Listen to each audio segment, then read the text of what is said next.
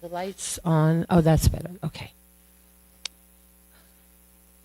Okay, text number 30.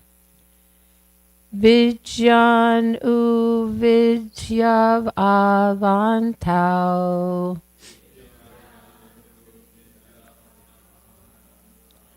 Duryodhana vashanugau.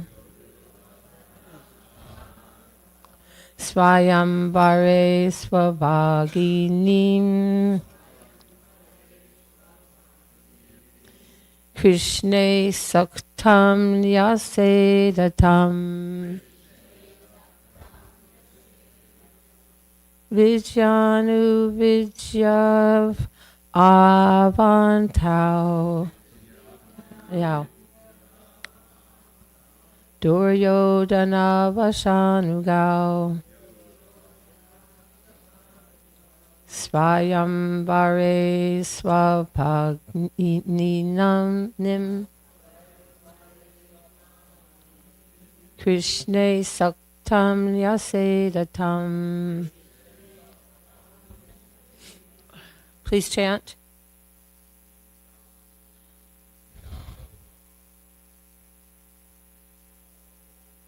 Vijatam anta.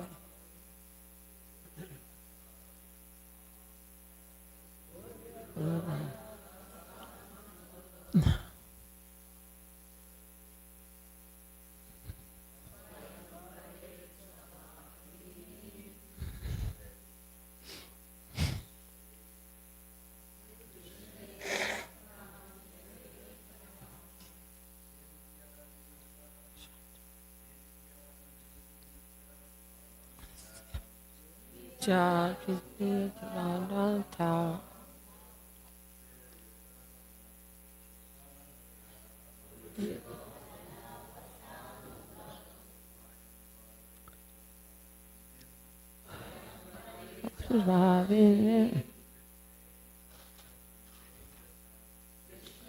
Saktam Chetanam.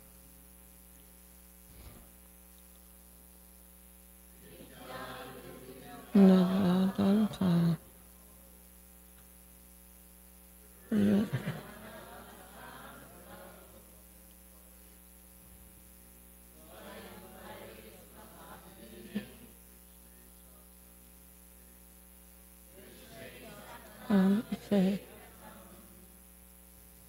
Ladies? Vijanu Vindyanamata. Muhyadana Pasanata.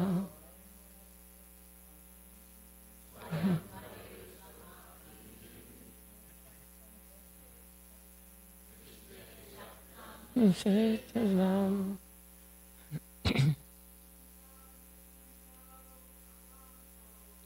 Vijavan Vijayanavantam.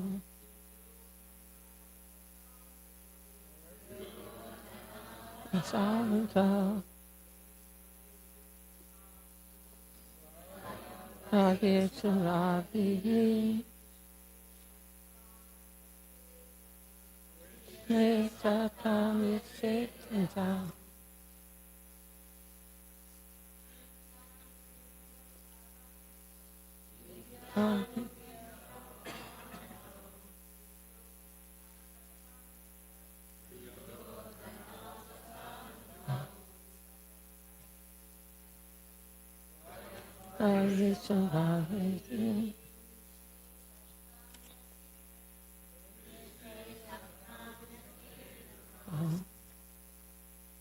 Vidya Anuvidya,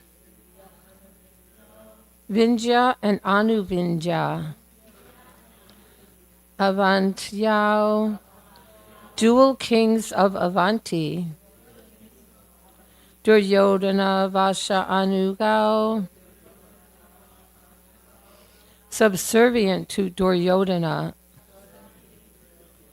Swayamvare, in the ceremony of choosing her own husband. Sva, there, Paginim, sister, Krishna, to Krishna, Saktam, who was attracted, Nyasedatam, they forbade. Translation: Vindhya and Anuvindhya, who shared the throne of Avanti, were followers of Duryodhana's. In the word for word, it says, subservient to Duryodhana. When the time came for their sister, Mitravinda, to select her husband in the Swayamvara ceremony, they forbade her to choose Krishna, although she was attracted to him. Please read together. Vidya and Anuvidya, who shared the throne of Avanti, were followers of Duryodhana's. When the time came for their sister Mitravinda to select her husband in the Swayamvara ceremony, they forbade her to choose Krishna, although she was attracted to him. Purport by the followers of A.C. Bhaktivedanta Swami Srila Prabhupada. The feelings of enmity between the Kurus and the Pandavas was so strong that Mitravinda's brothers, out of friendship for Duryodhana, forbade the young maiden to accept Krishna as her husband. Om Jnana Timirandasya Gyanandjana Shalakaya Chakshu Unmilitam Yena Tasmai Shri Guruve Namaha. I was born in the darkness of ignorance, and my spiritual master opened my eyes with the torchlight of knowledge. I offer my respectful obeisances unto him. This is one of the many, many instances of marriages being arranged due to political alliances. So this is it's quite unfortunate for the girl. So here we see, because they're friends with Duryodhana and followers and subservient to him, they're forbidding their sister. So Swayamvara, there were many very qualified princes present, and who's the most qualified? Lord Krishna, and they forbade her. And so so many times kings will even give their sister or their daughter as a prize. If you will align with me in military forces, then you will be able to marry my sister. And then even worse, there are so many in the world, and especially when life was long, to be stuck with somebody that you really don't like for life, because such was the culture. And even to this day, we hear so much about child brides, in different countries, where very, very young girls, are forced to marry men, which, certainly a young girl doesn't like an older man, say 30 or 40 years old, and she's only 10 or 12. And just the horrors of having to marry someone who you just really don't like. Generally, the father is looking for a wife, or rather a husband for his daughter out of love. The parents want the very best for her. Just like Rukmini, he really thought Shishupal's a better choice for Rukmini, his sister, than Krishna. And so here, really out of political reasons, these two, and this is interesting, two brothers together were the co-kings. So that was a nice example of cooperation. But they're saying, whatever you do, don't choose Krishna. And of course she was going to choose Krishna in her Swayamvara. And so, one of the, even, in ISKCON in the old days, we actually had, say, someone wanted to get married, and there was no one at their temple. They would write to the temple presidents and all, but it wasn't so easy. You had to trade. If you wanted to marry a book distributor who was also supporting the temple financially, well, you would have to trade. You couldn't just, they wouldn't just give you a brahmacharini from their temple. And you'd have to trade 2 men for 1 brahmacharini. So you'd have to send some of your devotees to their temple. So there's this, kind of, it's not just pure, the pure concern of the girl. And even then, no one wants to lose their devotees in their temple. So there's many examples, but in this chapter it's called Krishna Marries 5 Princesses. So we're going to hear in the next chapter how he married 16,000. And where's the 100? Because there's 16,108. Where did they come from, that 100? Do you know? I forgot where the 100 came from. But in this chapter, we're hearing about the remaining 5 of the 8 principal wives of Krishna. So already we heard about how Krishna married Jambavati and also Satyabhama and Rukmini. So now in this chapter, we also heard how he married Kalindi, and now we're going to hear Mitravinda, although here it's saying don't choose him. And then also we're going to hear about the marriage of Lakshmana and Satya, also known as Nagnajiti and Bhadra.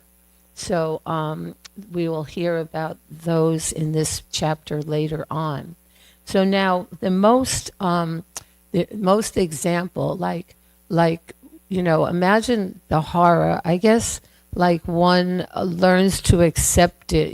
They just accept my parents have arranged this marriage, and that there's no resistance or no question of me having a say in it. Although generally there is. I've even heard, you probably have heard, of marriages where the bride and groom meet at the wedding ceremony, with no previous contact.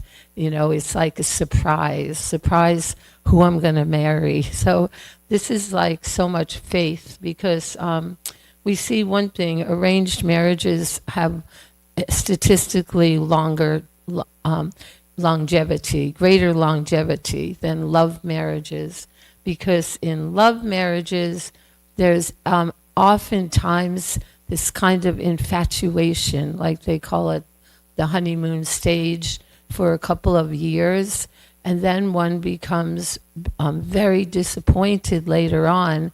Hence, we have so much divorce, because, they say, this is not the man I married, this is not the woman I married, because it's being based upon feelings of infatuation and wanting, this erotic feeling, whereas really it's one marries in a mood of service, that I'm getting married to serve this other person, and then one won't be disappointed, if that's our mood, rather than I just want to enjoy this feelings of romance, you can say. So then that inevitably wears off, and then so very much divorce, or at least disappointment. So like I think the greatest classic example of someone being married to having to marry someone they don't want to is when Maharaj Shantanu, we know how he had Bhishma Dev as his son from Ganga Devi, but then Ganga left, and then later on he married Satyavati. But when Maharaj Shantanu died, then Bhishma, being the eldest son of Shantanu, he took charge of arranging for the wives of his 2 brothers, Vichitravirya and Chitrangada. Chitrangada was killed in a battle. So now Vichitravirya, he went to find wives, like usually the father would arrange this, and the mother as well. So he went And then he heard about this Swayambara about to happen for these three sisters of the king of Kashi, the daughters of the king of Kashi, Ambika, Ambalika, and Amba. So he went and he thought, well, being a Kshatriya, very, very powerful Kshatriya, then the best way is just to kidnap them.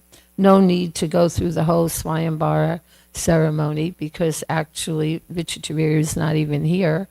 I'm just here on his behalf. So he kidnapped these three sisters, and as was common, like what? Like everyone's like so shocked. Here it is, a very organized Swayambara, and then he just usurps these three sisters, and then the kings they were so surprised. Then they were furious, and they all start chasing, just like when Krishna kidnapped Rukmini.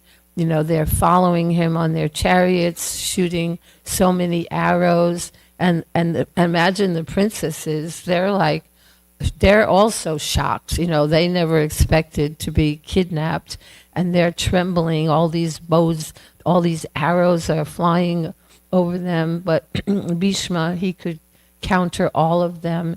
And then they realized that we better turn back, except one person didn't turn back, and that was Shalva, because Shalva, he had already planned at that Swayambara that he would be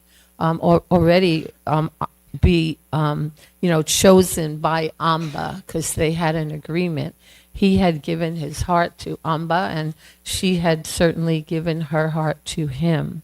So Shalva, he was challenging Bhishma, and telling him to stop. So it was a very short-lived battle, and of course Bhishma overpowered him, but he didn't want to kill him. So he returned to Hastinapur, but when he got there, you all know about Amba. She said, what have you done? I've already chosen Shalva as my husband, and he too accepted me in his heart. And now tell me, what am I supposed to do? You've kidnapped me. And he said, well, let me consult with the Brahmins. So the Brahmins said, that you should bring her back. You don't want somebody who already has given her heart to another. And so you should bring her back. And then what happened? He brought her back, and let's see if I believe, they escorted her nicely. Brahmins went on the way. And then Shalva, imagine he's saying, there's no way that I will accept her back. So he said, there's a nice passage here that what foolish, he said, what foolish man would accept into his house a woman sighing for another? He's saying, I can't accept you. You've been touched by another man, so you go back and you should, you should marry Vichitravirya or Bhishma. And so she's like, I didn't get kidnapped by choice. It was by force that I was kidnapped. So, please accept me. And imagine, like, the horror of this. And just one example of so much horror that a woman will have to face. And in the world today, even, so there are such predicaments, not quite as much as this. And so then when he wouldn't accept her, then they said that, the sages talked. They said, well, Shalva should accept her. And then others said that maybe I should marry her. Well, others propose. Oh, this is Bhishma. So what's happening here? Bhishma is speaking to Duryodhana because it's before the battle, and so Duryodhana is gaining the people that are on his side. He wants to hear, what are you going to do in the battle, and who are you going to fight against. So Bhishma is telling how all about the Pandavas, like you have really, this is like a sleeping snake, telling how very powerful they are. And then he's telling about himself. He's there that you've heard that I'm destined to be killed by Shikandi, although actually he was destined to be killed by Arjuna. But he said, she was born a woman, and I will not therefore face him in battle, Shikandi. Now, and then he's telling the whole story now to Duryodhan, how after I got these, and then so now the sages said, well, Bhishma should marry her, and they sent her back to him, and he's like, I've taken a vow that I'm not going to get married, I'm not going to have any children, and that is my solemn vow. And so now they're like, she's feeling like her whole life is ruined. So she went and she asked these sages, what should I do? Like, what can I do? And then her grandfather, her mother's father, named Hotravahana, he arrived at this hermitage. She went to this hermitage to perform asceticism. She went at night, and when they woke up, they see her sitting there. They're like, what are you doing here? And she told the whole story. And so Hotravahana, when her grandfather heard, he said, you've grieved enough. Now, because she's like, I'm not going. They said, well, go back to your father's house. And she goes, no way, I'm not going back to my father's house. I've been dishonored. I've lost my friends, and there's no way I can go back there. And so they said, well, tomorrow, what happened was Hotravahana said, Parshuram is coming here for a visit tomorrow, and he is my very good friend and well-wisher, and he will remove your grief. Either he'll convince Bhishma to accept you, or he'll slay him in battle. Only this sage is powerful enough to do other. So we know Lord Parshuram, extremely powerful, and he arrived clad in black deer skins and surrounded by many disciples, and he had an axe over his shoulder and a bow in his hand. And he was a frightening sight. And so now the sages all paid obeisances and received him. And they told, Hotravahana told about Amba's plight. And he called for her. And he said, you are as dear to me as you are to Hotravahana. So tell me what I should do for you. If you like, I can order Bhishma to accept you. And if he won't, then I will consume him and all his ministers in battle. Or, if you prefer, I will order Shalva. Tell me your decision. And so now Amba said, it seems that Bhishma is the cause of my present calamity. I think you should slay him. I have become so vengeful that I now wish only to bring about his death. O great sage, kill that covetous and mean-spirited man for my sake. So, of course, we know Bhishma's not mean-spirited. He's extremely kind, and but still, he did that. So, Parshuram, he said, I won't take up weapons, only if I will only use weapons if the Brahmins request it. That's my vow. I can't do that, but I can, however, make either Bhishma or Shalva accept my order. So select one of them for your husband. So she already concluded that what I want Bhishma dead. That's what I want. And so that she's like, she asked Parshuram again, please challenge him to a fight and kill him. So now, so then one of the rishis there in the assembly, he said, "Okay, Parshuram, you should do it because, like he said, I'll only fight if a Brahmin requests me to fight." So, then the following day, he went to Hastinapur, and Amba accompanied Parshuram because she wanted to see the death of Bhishma. And so, Bhishma, in what consciousness when he when he went there, he said, why did you kidnap Amba? You took her by force and you sent her away. You have robbed her of her virtue, for no other man will now accept her. So you should accept her either for yourself or for Vichitravirya. And that's, he said, there's no way that I can take her back. Shalva wouldn't take her back. We know that. But also Bhishma, he said, because, I already have taken this vow, so I'm not going to do it no matter what. So Parshuram is his guru because Parshuram taught him martial arts in his childhood. So it's a very, you could say, precarious, delicate situation that this is my guru and I'm disobeying him. And Parshuram said, although, he's saying, why do you want to fight with me? He's saying, if you don't arrange this, then you have to fight with me. And he said, how can I fight with you?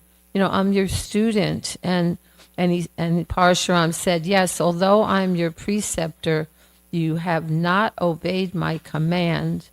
There is only one way to gratify me. Either accept this maiden and perpetuate your race, or prepare yourself for death. So Bhishma is saying his words had found no place in my heart. So sometimes I speak of this, like we have to, there has to be a place in the heart to receive instructions. Like, and to give instructions, someone has to be receptive within the heart to receive them. And he said, I cannot do, Bhishma is saying, he said, what you are commanding me, I cannot do. What is the use of laboring for it? I've made a solemn vow. So now, he said, this is unrighteous that you're asking. So now they're both, by then, they're both getting more and more angry. And Kshatriyas, not only do they use weapons, they use words, words of insult to infuriate the other as well. And because now Parshuram is saying, that I'm going to destroy your pride because, Bhishma is telling his guru that slain by my arrows, you will attain the glorious regions you have earned by asceticism. O you whose only wealth is devotion. Because he's saying, yeah, you rid the earth of all the Kshatriyas 21 times, but that's before I was born. But that's like straw compared to me. And it's true. I mean, Bhishma is incredibly strong, an incredibly good warrior. So now they agreed, all right, the only way to settle this is, and Amba's there the whole time waiting for this, so much vengeance, wanting this, like not willing to give it up, not willing to accept it, although she did say, this is due to my past karma, that this is happening to me. And so then they set out at Kurukshetra, the two of them, with thousands of followers, especially Parshuram had thousands of followers with him. And so before they started fighting, his mother came, Mother Ganga, and she asked Parshuram, please, don't fight. She told her son, what are you doing here? What are you doing with Parshuram? And he said that I'm going to fight him. And she said, you should not fight with a Brahmana. Do not fight with Jamadagni's son. His strength is equal to that of Shiva. He exterminated the Kshatriya race. You know all this. Why have you come to fight with him? So now he's saying, I already agreed. I can't turn back now. This is what's going to happen. The sage said he was determined to teach me a lesson. So helpless to stop. So then Ganga gave him blessings. All right. And she went retreated from the battlefield. So now here's Parshuram standing on the earth, and then Bhishma's like, "Where's your chariot? How can I fight with you when you have no chariot, no horses, and no armor even?" And then Rama, Parshuram, he said, "The earth is my chariot, the Vedas are my horses, and the wind is my driver." The mothers of the Vedas, Gayatri, Savitri, and Saraswati, are my armor. Well protected by all of them, I shall fight, O delighter of the Kurus. So it was an incredible, incredible fight. It's like described in 3 pages of the Mahabharata, like how much, like even when, like like Bhishma shot an arrow right through the body of Parshuram, went right through, dripping in blood, but they're still alive. Like they just were both wounded terribly, and sometimes they were actually shot unconscious. And then like when Bhishma was unconscious, then Amba thought that he died, and she was cheering, and all of Parshurams are cheering, and then they would come back to life. And do you know how long they fought for? Like really one of the most ferocious battles, just between two, and for 23 days, every day, and then at night they would stop, and they had to have all their wounds cared for. They had so many wounds on their bodies, and they had physicians. They'd stop at night and then in the morning resume for 23 days, and nobody is winning. They're both like so very, very powerful. And then these these rishis appeared to him on the battlefield when he was unconscious. They revived his consciousness and told him, okay, we're going to give you this celestial weapon, and that you will be successful when you use this against Parshuram. So he was very enlivened that now I have it. They said this is the most powerful, and the mantra, you just call this mantra, the weapon will appear. So what happened was he did, and the weapon appeared, and the demigods, they were watching above, and they called, "Don't do it, don't use that weapon," and so he's a little bit, he's like, I'm gonna use it, So then those rishis, I think there were 7 of them, they were somebody in their previous lives as well, and they told him, yeah, don't use it. But Parshuram, just seeing that weapon, he said, now I'm finished. He thought he was going to use it, of course, and he said, now I'm done. I'll definitely be killed by this. So he surrendered, and he gave up. So Bhishma wasn't killed, and Parshuram wasn't killed. So now Amba's like, okay, now I am determined. And what did she do? Performed very, very severe austerities. I mean, like she stood, in water on her toe, just on one leg with her arms upstretched like Hiranyakashipu. She didn't eat anything, didn't drink anything. And she just, in the hot sun, her skin was all bronzed, and she was determined, I'm going to become a warrior, and I'm going to kill Bhishma in battle as a man. So what happened was that she finally she was born, but you know what happened? She was born as a woman, but the father was told that she's going to become a man. Like you'll have a daughter, but she's going to become a man. So what happened was, well, she didn't become a man, but then they arranged her wedding, his wedding. The father's like, this was destined. I was told, that she's going to become a man. And then there was a marriage. And then when the wife finds out this is not a man, she always, like no one saw, only a few trusted members of the palace knew that this is really a girl.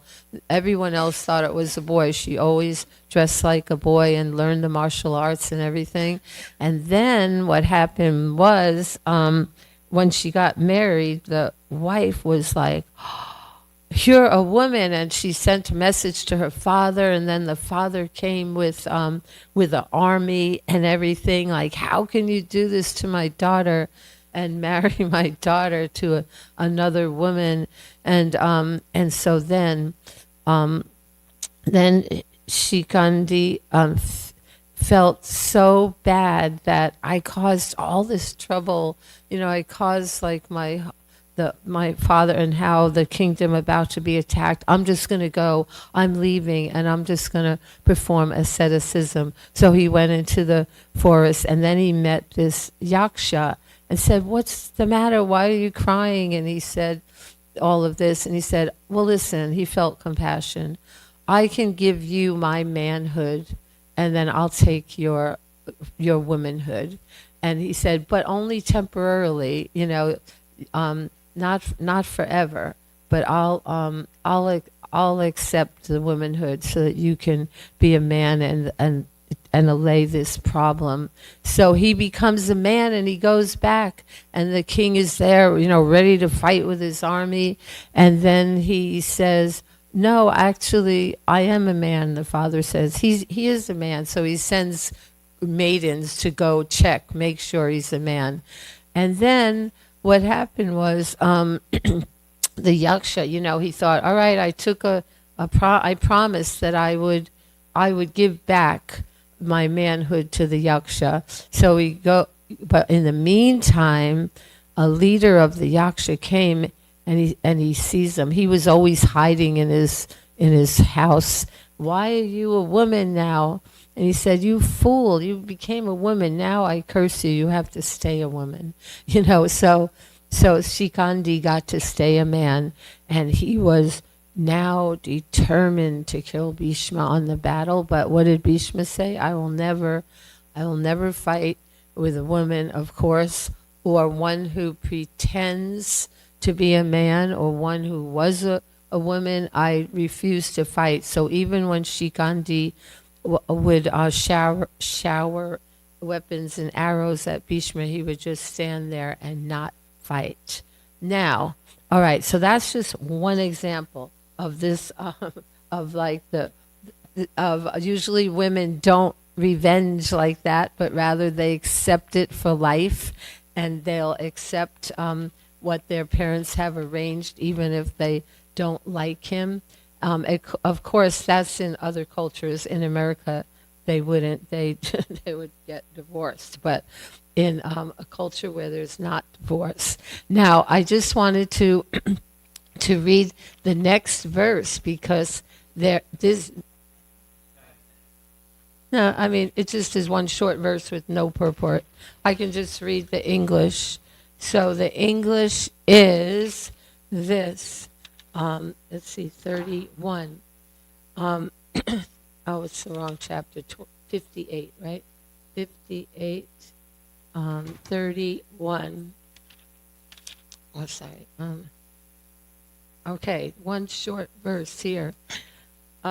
My dear King, Lord Krishna forcibly took away Princess Mitravinda, the daughter of his aunt Raja Devi, before the eyes of the rival kings. So although her brothers forbade her to choose Krishna, Krishna chose her, and he just snatched her away. So she was very happy about that, and they lived happily ever after. Because Krishna is supremely independent, and he can do whatever he wants. And then, knowing the desire of his devotee, Mitravinda, he did that. All glories to Srimad Bhagavatam, all glories to Srila Prabhupada.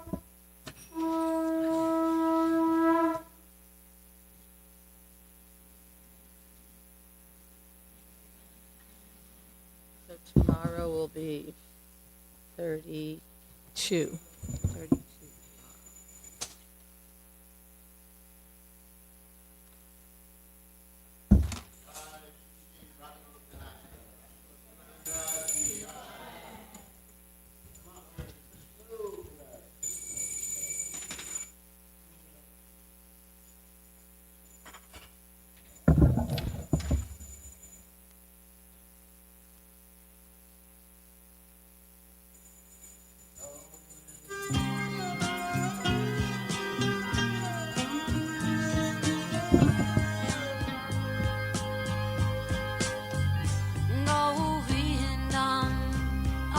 Purusham Tamaham Bhajami Govindam Adi Purusham Tamaham Bhajami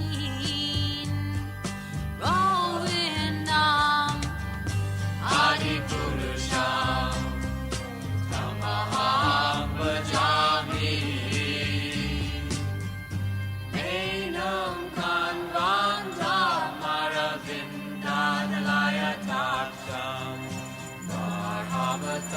Samasitam Buddha Sundaram Kandar Bhagो Vidamaniya Vishesha Shobha Govindam Adi Purusham Tamaham Bhajami Govindam Adi Purusham Tamaham Bhajami Govindam Adi Purusham Tamaham Bhajami Andani Yasa Sakalem Kriya Prihimanti Vasyan Vipan Vikayanti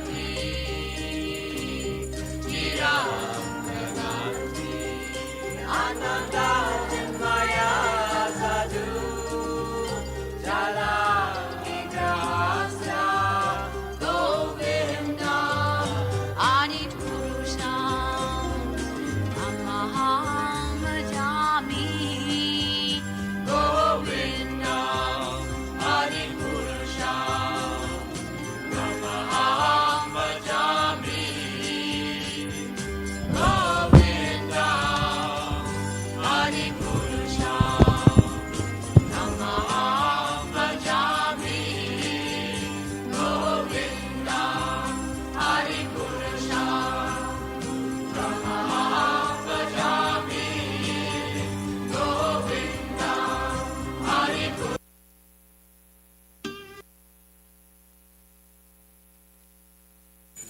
Govinda.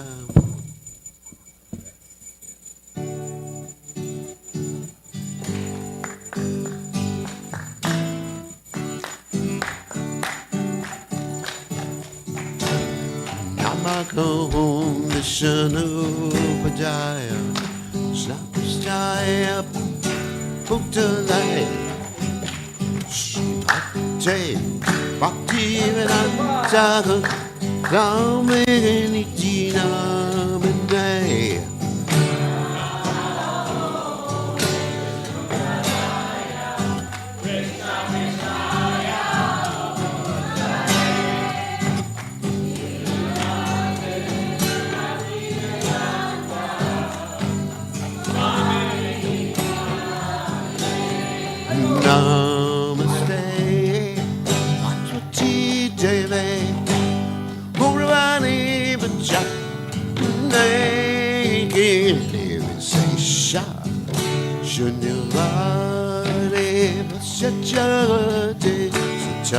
Hey.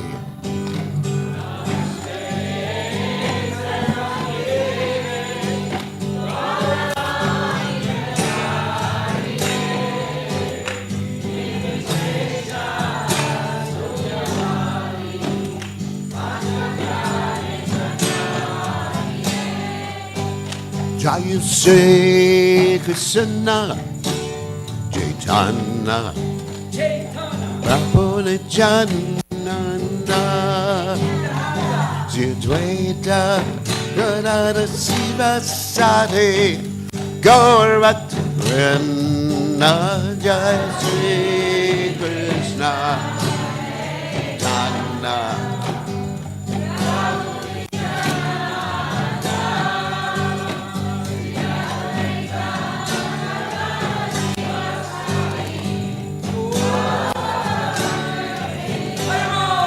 Shri Krishna Chaitanya Prabhu Nityananda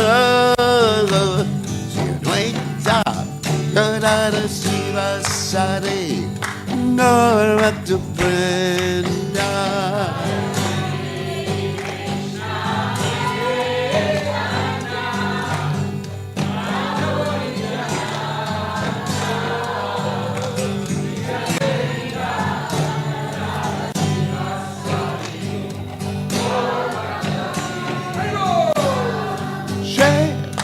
Krishna Chaitanya Prabhu Nityananda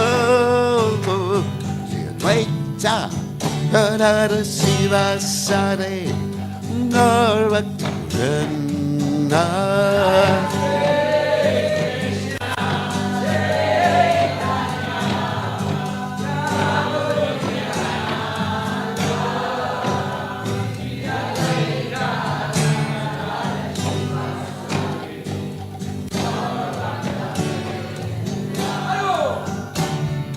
Hare Krishna Hare Krishna Krishna Krishna Hare Hare Hare Rama Jai Rama Rama Rama Hare Hare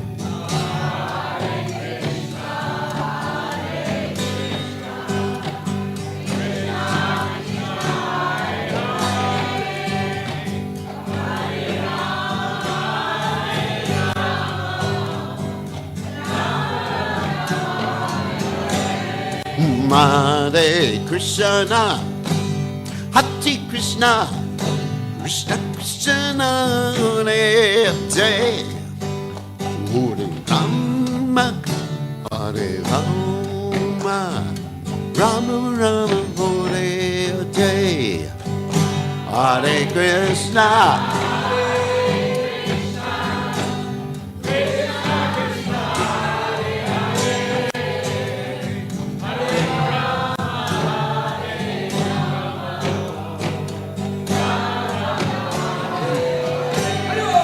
Hare Krishna Hare Krishna Krishna Krishna Hare Hare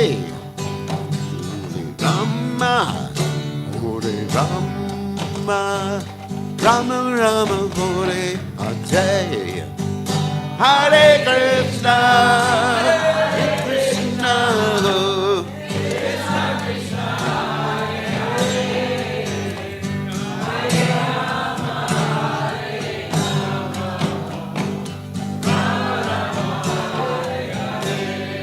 Hare Krishna, Hare Krishna, Krishna Krishna, Hare Hare, Hare Rama, Hare Rama, Rama Rama Hare Hare, Hare Krishna, Hare Krishna.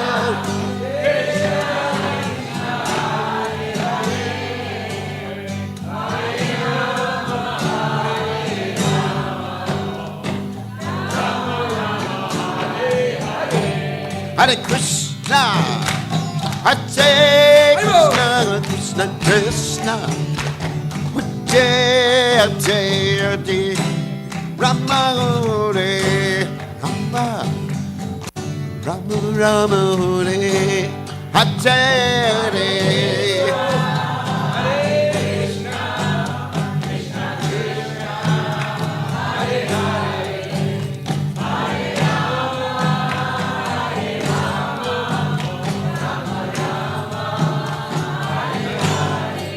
Hare Krishna, Hare Krishna, Krishna Krishna, Hare Hare, Rama Hare, Rama, Rama Rama Hare, Hare.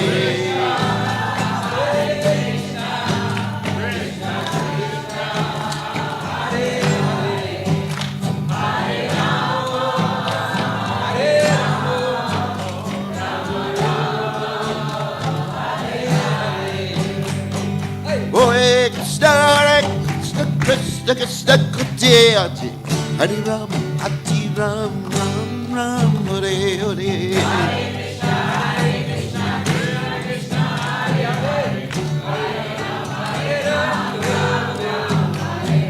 Hare Krishna Krishna Hare Krishna Krishna Hare Hare Hare Ram Ram Hare Hare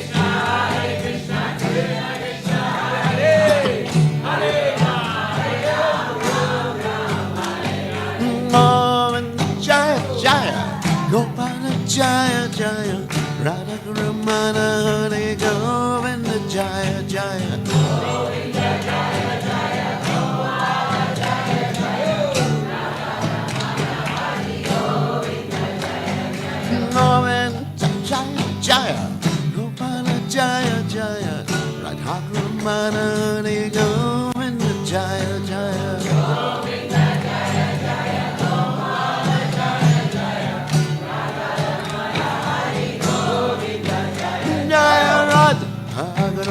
Nana, Rana, looking Nana, Kragate.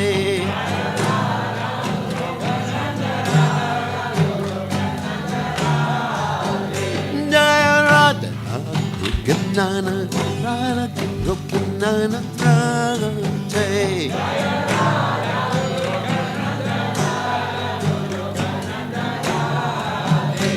Nayarada, hey.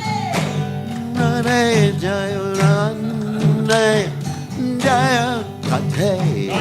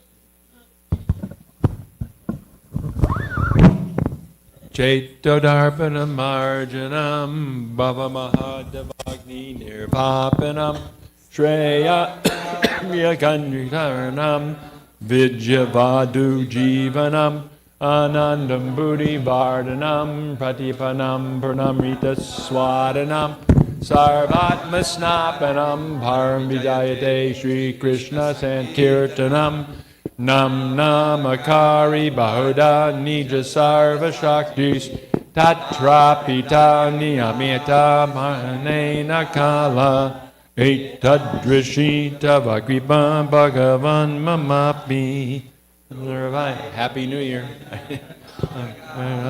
Raga Trinadapi Sunichena Charorapi Sahishuna Amanina Manadena Kirtaniya Sadahari Nadanam Najanam Nasundarim Kavitam Vajagadisha Kamaye Mama Janmani Janmani Ishvare Bhavatad Bhaktir Hoita Ki Twai Ainanda Tanuja Kinkaram Patitam Mam Vishamebavam Brunau Kripayata Vapada Pankaja Stita Duli Sadrushim Vachintaya Ainanda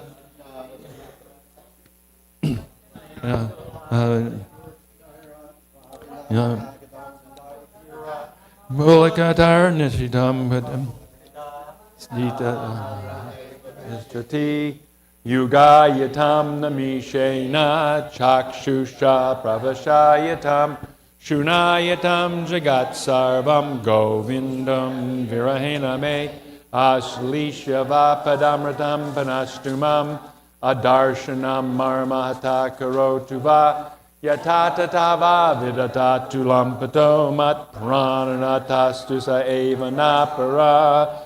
Victory to the Sri Krishna Sankirtan, which cleanses the heart of all the dust accumulated for years, and it extinguishes the fire of conditional life, of repeated birth and death.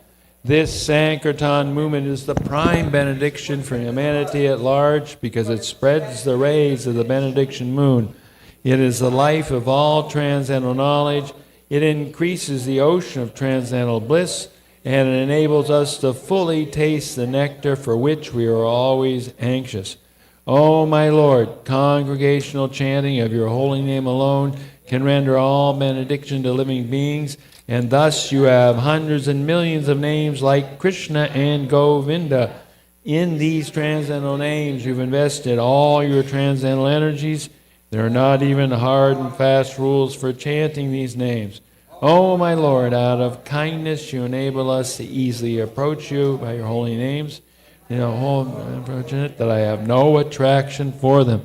One should chant the holy name of the Lord in a humble state of mind, thinking oneself lower than the straw in the street. One should be more tolerant than a tree, devoid of all sense of false prestige, and should be ready to offer all respects to others.